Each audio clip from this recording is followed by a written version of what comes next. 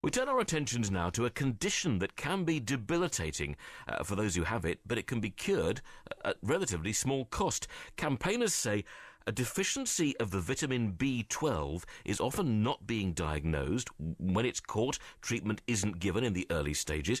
And today a lobby from something called the Pernicious Anaemia Society is going to be in Westminster to ask MPs to support calls for a review of how the condition's treated. To the studio we welcome Pat Gregory from Romsey, who developed the deficiency as a side effect of medication she was taking, ended up having to pay privately for the drugs that would sort this all out.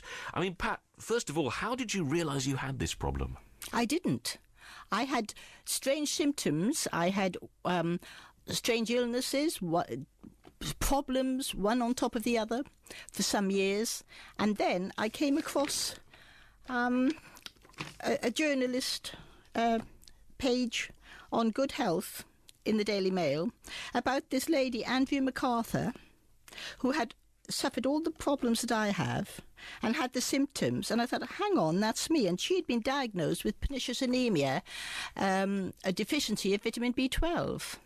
And it wasn't until you'd been having, an operation of some kind that you realised what was going on, is that right? Oh, no, it was going on before I had the operation. After I had the operation, and it was an operation when I caught one of the MRSA viruses, which was very serious, and it was after that things became worse. And things became quite unbearable. But this was going on before, I think. I had the operation because I had a lot of breathlessness.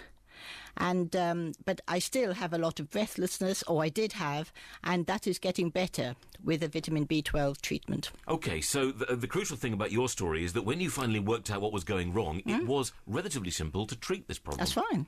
How's that done? I was advised to go to my GP and say that I diagnosed myself virtually, and that didn't go down too well. And she didn't think that it was necessary for me to have a B12 trial injection. And so by this time I thought, well, the longer it goes on, terrible things can happen. People can have strokes, people can lose the use of their limbs. So many things can happen with a B12 deficiency. It can get worse and worse. So I got in touch with the Pernicious Anaemia Society, and I asked them where I could have this done privately. And I've had it done privately, and I am getting better day by day. I mean, things that were happening before are not happening now. The symptoms I was experiencing before I'm not experiencing now.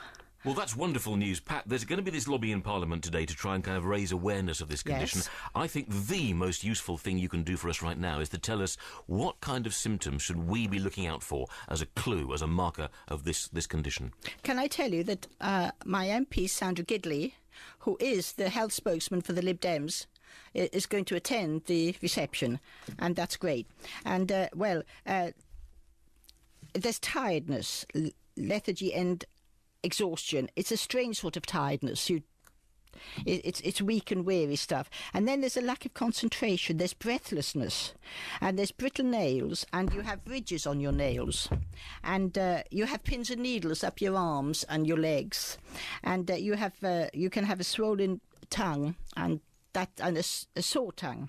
But there's other ones that is a deficiency with neurological damage, and I have had that as well, in as much as you have this pins and needles, and you also have a burning sensation in your feet and your legs, and that's called the Grieslin-Gopalan syndrome, and I have experienced all those.